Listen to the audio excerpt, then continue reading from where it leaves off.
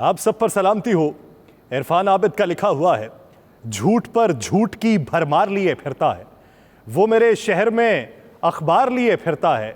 जिंदगी फिल्म है, इस फिल्म में रहने के लिए आदमी सैकड़ों किरदार लिए फिरता है।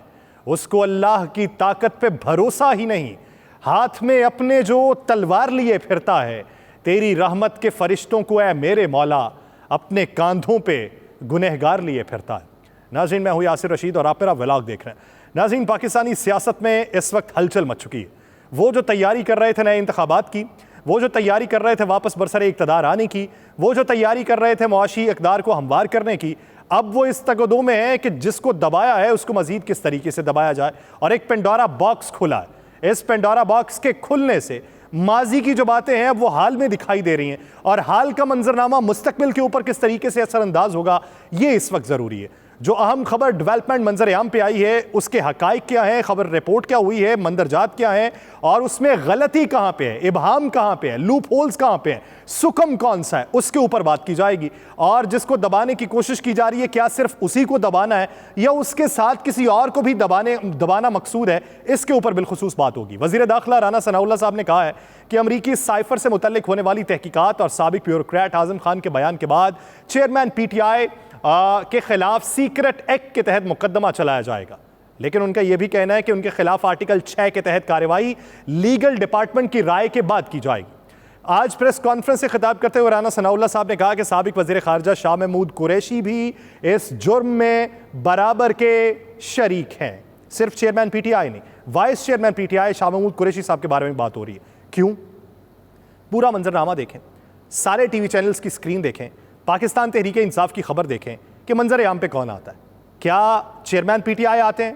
क्या वाइस चेयरमैन आते हैं? क्या सेक्रेटरी जनरल आते हैं? क्या दीगर रहनुमा आते हैं? सिर्फ इस वक्त मंजर-ए-आम पे PTI का आकर अगर बयानिया कोई पेश कर रहा है, या अपने मुखालिफिन के बारे में कोई बात कर रहा है, या अपने केसेस के बारे में बात की जा रही है, या अपनी तंजीम नौ के बारे में बात की जा रही है, या टिकट्स देने के हवाले से बात की जा रही है, तो वो सिर्फ शाह महमूद कुरैशी साहब की तरफ से की जा रही है। और अब वज़ीर दाखिला का ये कहना कि साबिक वज़ीर ख़ारिजा शाह महमूद कुरैशी भी इसमें शरीक हैं, तो ये कैनवस का मंजर ज़रा वज़ा करता है कि पकड़ अगर होगी तो किसकी होगी, और अगर होने जा रही है तो उसके साथ अगर किसी की होगी तो जवाबंदी के तौर पे हो रही है।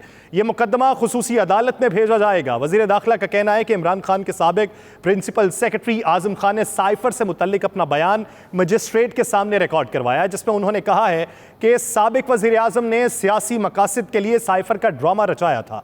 आज़म खान साहब के बयान के बारे में चेयरमैन PTI ने कहा कि आज़म खान एक ईमानदार आदमी है, जब तक वो उनके मुंह से ये बातें नहीं सुन लेते वो इस बयान पर यकीन नहीं करेंगे। राना सनाउल्लाह साहब ने अपनी प्रेस कॉन्फ्रेंस में यह भी कहा कि पाकिस्तान के मुस्तकबिल के साथ खेलने वालों ने खुद ही एतराफ़े जुर्म कर लिया, और चेयरमैन PTI के साबिक प्रिंसिपल सेक्रेटरी आज़म खान का एतराफ़ी बयान उस ऑडियो की तस्दीक करता है जिसमें इमरान खान अमरीकी साइफर से मुतल्लिक अपनी काबीना के चंद अरकान से गुफ्तगू कर रहे हैं। उस वक्त जब ऑडियो मंजर-ए-आम पे आई थी और उस ऑडियो के ऊपर चर्चे हुए थे, फिर बाद में ये भी बातें हुई कि ये तमाम तर जो गुफ्तगू थी वज़ीर आज़म हाउस के अंदर हुई, तो वज़ीर आज़म हाउस के अंदर होने वाली गुफ्तगू बाहर कैसे आई, उस वक्त इस बात को दबा दिया गया था। लेकिन उस वक्त शरीके जुर्म आज़म खान साहब को भी रखा गया था इस मौजूदा हुकूमत की तरफ से। लेकिन अब वज़ीर दाखिला साहब ने यह कहा कि इस मामले में चेयरमैन PTI की गिरफ्तारी ज़रूरी है, क्योंकि उनसे वो साइफर भी बरामद करना है जिसके बारे में साबिक वज़ीर आज़म ने आज़म खान को बताया था कि वो उनसे गुम चुका है। राना सनाउल्लाह साहब से पूछा गया कि आज़म खान तो लापता थे, 1 महीने से लापता थे, उनका मालूम भी नहीं था, और उनकी गुमशुदगी से मुतल्लिक दरखास्त इस्लामाबाद हाई कोर्ट में भी ज़ेर समात थी, तो वो अचानक कैसे मंजर-ए-आम पे आ गए। तो वज़ीर दाखिला ने कहा कि आज़म खान अपने दोस्त के घर पे थे। इस तमाम सूरत हाल पे उन्होंने काफ़ी गौर किया, जिसके बाद उन्होंने फैसला किया कि ऐसे किरदारों को सामने लाया जाए। हैरत की बात यह है कि 17 माह आज़म खान साहब खामोश रहे, 1 महीना हो गया वो गायब हो गए, और 1 महीने के बाद आज वो अपने दोस्त के घर से निकले बकौल वज़ीर दाखिला, और उन्होंने ये कह दिया कि वो साइफर एक ड्रामा था, और मैं उसकी गवाही देता हूं कि उसे सियासी बयानिए के तौर पे इस्तेमाल किया गया। वज़ीर दाखिला साहब ने कहा कि आज़म खान इस साजिश का हिस्सा नहीं थे। यानी ये वो हो गया कि वादा माफ गवाह है।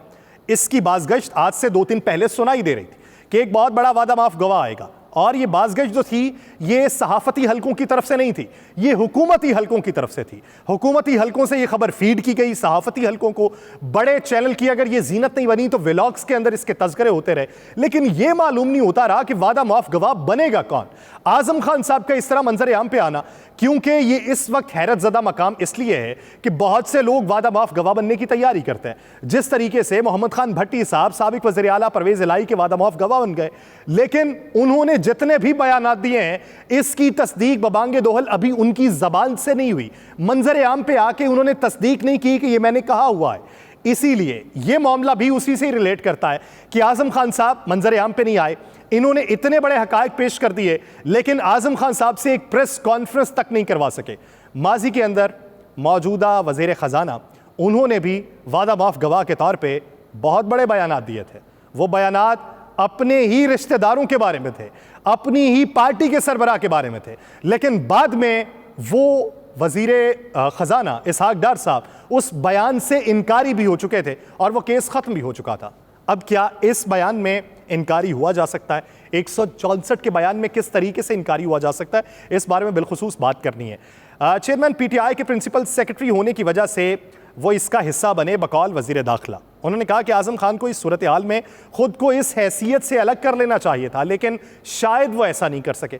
साबिक वज़ीर आज़म के साबिक प्रिंसिपल सेक्रेटरी आज़म खान ने साइफर से मुतल्लिक अपना बयान मजिस्ट्रेट के सामने रिकॉर्ड करवाया। अपने बयान में आज़म खान साहब ने कहा कि साबिक वज़ीर आज़म ने सियासी मकासद के लिए साइफर का ड्रामा रचाया। उन्होंने अमरीकी साइफर को एक सोची समझी साजिश करार दिया और कहा कि साबिक वज़ीर आज़म ने किस तरीके से साइफर के मामले में पूरी काबीना को मुलव्वस किया और फिर तमाम लोगों को यह बताया गया कि साइफर को कैसे इस्तेमाल किया जा सकता है। अपने बयान में आज़म खान ने कहा कि साबिक वज़ीर आज़म ने इस सीक्रेट मुरासले को ज़ाती मफाद के लिए और बाद अज़ां इसको मुल्की इदारों के खिलाफ इस्तेमाल किया और मुल्की इदारों के खिलाफ अवाम की राय कायम करवाने की कोशिश की। आज़म खान ने अपने बयान में यह भी कहा कि 8 मार्च 2022 को सेक्रेटरी खारजा ने आज़म खान को साइफर के बारे में बताया, जबकि शाह महमूद कुरैशी वज़ीर आज़म को साइफर के मुतल्लिक पहले ही बता चुके थे। उन्होंने कहा कि साबिक वज़ीर आज़म ने साइफर को अपोजिशन और स्टैब्लिशमेंट के खिलाफ बयानियां बनाने के लिए इस्तेमाल करने का फैसला किया। उनका मजीद कहना था कि चेयरमैन पीटीआई ने साइफर अपने पास रख लिया, जो कि कानून की खिलाफ वर्जी थी, और साइफर वापस मांगने पर इमरान खान ने उसके गुम होने से मुतल्लिक बताया। चेयरमैन ने उनके सामने साइफर को अवाम के सामने बैरूनी साजिश के सबूत के तौर पे पेश करने की बात भी की। अब यहाँ पे रुकिए, मंजरनामा सुनिए। आज़म खान साहब कहते हैं कि जो साइफर आया उसके गुम होने की बात हुई, जो साइफर आया उसको अवाम के सामने लहरा के सीक्रेट एक्ट की खिलाफ वर्जी की गई। साइफर दरअसल में है क्या? साइफर क्या धमकी है? क्या आपके सिफारतकार ने और आपके सफ़ीर ने आपको यह पैगाम पहुंचाया हो कि उस मुल्क जिस मुल्क के अंदर वो तयनात है वो मुल्क आपके बारे में कुछ और राय रखता है, उसके बाद जिस मुल्क को वो मुरासला भेजा गया हो तो वो फैसला करता है कि वहां से अपने सफ़ीर को वापस बुलवाया जाएगा या उनसे ताल्लुकात बहाल करवाए जाएंगे। तो यहां पर फैसला ये हुआ कि सफ़ीर को वापस बुलवा लिया जाए, क्योंकि इस मुल्क के अंदर दरअंदाजी हो रही है, साजिश हो रही है। चेयरमैन पीटीआई की तरफ से इस साजिश का मलबा जो था वो पीडीएम के ऊपर भी डाला गया। याद रहे कि पीडीएम की हुकूमत जब बरसर इक़्तिदार आई थी, एक बड़ी मीटिंग हुई, उस कमेटी ने यह फैसला किया कि यह पाकिस्तान के अंदर मुदाखलत थी, साजिश नहीं थी। पहले यह कहा गया कि साइफर कोई हकीकत ही नहीं है, फिर यह कहा गया कि साइफर हकीकत है, वो मुदाखलत है, फिर यह कहा गया कि ये जो पर्चा लहराया गया अवाम के दरमियान, ये पर्चा एक खाली था और इसे साइफर के तौर पे पेश किया गया। आज आज़म खान साहब जो बयान दे रहे हैं उसके मुताबिक वो जो अवाम के अंदर पर्चा लहराया गया है वो ही असल में साइफर है। अगर वो साइफर नहीं है अवाम के अंदर जिसे लहराया गया, तो फिर सीक्रेट एक्ट की खिलाफ वर्जी नहीं होती, क्योंकि सीक्रेट एक्ट की खिलाफ वर्जी तभी है कि आपके पास अगर कोई मुरासला मौजूद है और आप उसे पब्लिक कर देते हैं तो वो सीक्रेट एक्ट की खिलाफ वर्जी है। बकौल आज़म खान साहब ये सीक्रेट एक्ट की खिलाफ वर्जी की गई। या तो ये मान लीजिए कि साइफर की कोई हकीकत नहीं, या ये मान लीजिए कि साइफर से दरअंदाजी के शवाहिद मौसूल होते हैं, या फिर ये मान लीजिए कि साइफर अगर हकीकत है तो वो पर्चा भी उन्हीं के हाथ में था, या फिर अपने पुराने बयान से इनहराफ कर लीजिए कि साइफर की कोई हकीकत नहीं थी, वो जो पर्चा लहराया गया वो एक खाली कागज था और खाली कागज के ऊपर पूरा बयानिया बनाया गया। आज़म खान साहब ने कहा कि गुज़श्ता बरस 28 मार्च को बनी गाला मीटिंग और फिर 30 मार्च को काबीना की खुसूसी मीटिंग में साइफर का मामला ज़ेर बहस आया था, जबकि मौजूदा हुकूमत कहती है साइफर का तज़किरा ही नहीं किया गया था, ये सिर्फ 3 से 4 दिमागों की इख्तरा थी और वज़ीर आज़म हाउस में बैठ के इस पर बातचीत हुई। आज़म खान साहब बयान और तरीके का दे रहे हैं, ये आगे सारा कुछ वज़ीर दाखिला बता रहे हैं। आज़म खान साहब के मुताबिक मीटिंग्स में सेक्रेटरी खारजा ने शुरका को साइफर के मंदरजात से मुतल्लिक बताया कि जब तक वो प्रिंसिपल सेक्रेटरी रहे वजीर आजम ने खोया हुआ साइफर कभी वापस नहीं किया, क्योंकि बकौल साबिक वजीर आजम वो उनसे खो चुका है और बार बार उनके कहने के बावजूद वापस नहीं किया गया। आजम खान साहब ने अपने बयान में कहा कि चेयरमैन पीटीआई ने उनसे कहा था कि वो इसे अवाम के सामने पेश करेंगे और इस बयानिए को तोड़ मरोड़ कर पेश करेंगे कि मकामी शराकतदारों की मिली भगत से गैर मुल्की साजिश रचाई जा रही है। बयान के मुताबिक इस पर मोहम्मद आजम खान ने मशवरा दिया कि साइफर एक खुफिया कोडेड दस्तावेज है और इसके मवाद को जाहिर नहीं किया जा सकता।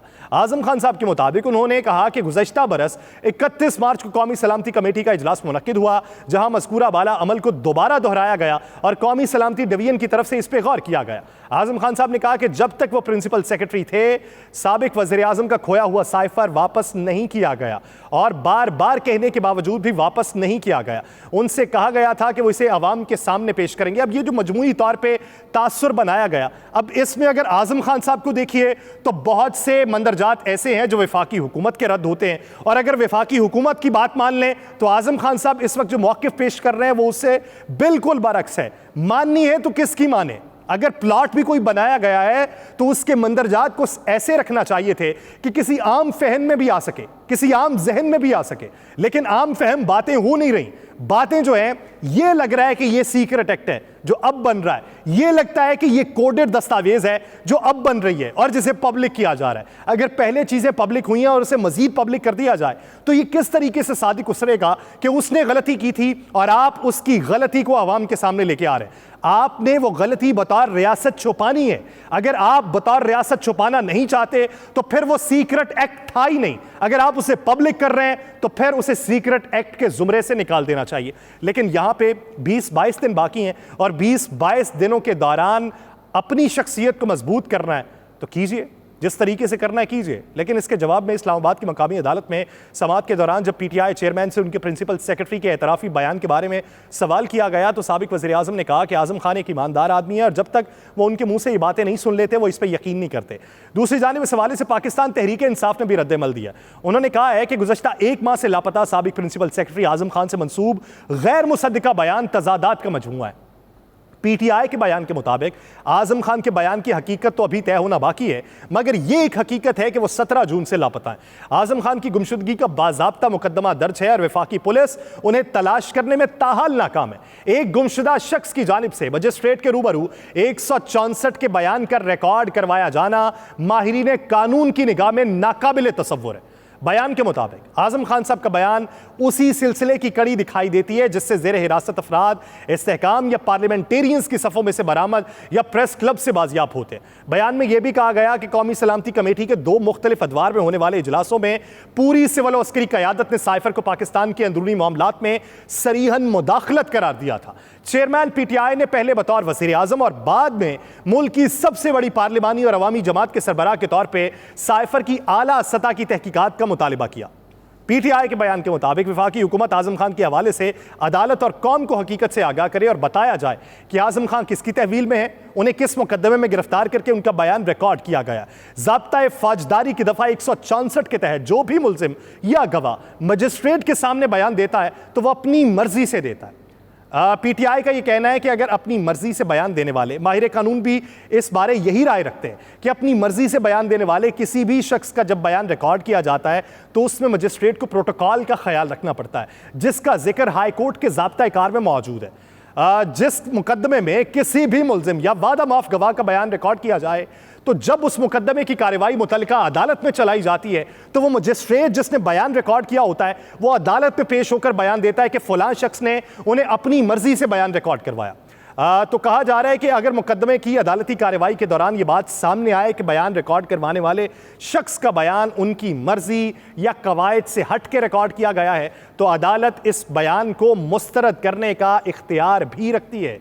ऐसा महसूस होता है कि साइफर से मुतल्लिक साबिक वज़ीर आज़म के प्रिंसिपल सेक्रेटरी आज़म खान का बयान उनके लिए मुश्किलात पैदा कर देगा। लेकिन यह भी हकीकत है कि वो जब मंजर आम पे आएंगे, अपना बयान हाई कोर्ट के सामने दर्ज करवाएंगे, वो बयान इस बयान के मुतसादिम होता है या इस पे सादिक उतरता है, ये अब देखने की बात है। और इस पे वफाकी हुकूमत में शामिल जमातों को किस हद तक सियासत का मौका मिलेगा और इस सियासत से वोट बैंक में किस हद तक इजाफा होता है, ये एक बहुत बड़ा सवाल है। दूसरी तरफ अगर देखा जाए, जो कानूनी मामलात हैं और जो केसेस इस वक्त अहम अदालतों के अंदर जेर समात हैं, उन केसेस को लेकर सुप्रीम कोर्ट में जो बड़ी हियरिंग चल रही है, उसका हवाल यह है कि सुप्रीम कोर्ट में फौजी अदालतों से सिविलियन के ट्रायल के खिलाफ दरखास्तों पर समात के दौरान चीफ जस्टिस ने कहा कि 9 मई को होने वाला हमला बिलाशुबा संगीन है। ऐसे हमले कभी नहीं हुए, लेकिन ट्रायल मुनसिफाना होना चाहिए।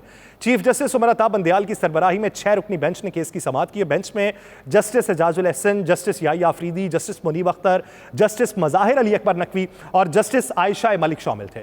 जब आज समात का आगाज़ हुआ तो अटॉर्नी जनरल मंसूर उस्मान अवान साहब आए। उन्होंने दलाइल का आगाज़ किया, क्योंकि कल जब वो दलाइल का आगाज़ करना चाहते थे तो चीफ जस्टिस ने कहा कि आप कल आइए, आपको तसल्ली से सुनेंगे, और वो बोल ही रहे थे। तो उस दौरान चीफ जस्टिस उठ के चले गए थे। आज जब आए तो उनका कहना था कि मैं ऐसे तहरीरी जवाब से मुतल्लिक दलाइल दूंगा, तहरीरी जवाब पढ़ूंगा, क्योंकि 9 मई के वाक़यात की टाइमलाइन सामने रखना चाहता हूँ। 9 मई को 3 से 7 बजे के दरमियान मुख्तलिफ इलाकों में फौजी तनसीबात और इमलाक को नुकसान पहुँचाया गया। मियाँ वाली में MM आलम का इस्तेमाल करदा जहाज़ तोड़ दिया गया। कोर कमांडर हाउस लाहौर को शदीद नुकसान पहुंचाया गया। पंजाब में 62 जगहों पर हमला किया गया, जिसमें 52 अफराद जख्मी हुए। 9 मई पर इमलाक को 2.5 अरब रुपए का नुकसान पहुंचाया गया। फौजी तनसीबात को तकरीबन 1.5 अरब रुपए का नुकसान पहुंचाया गया।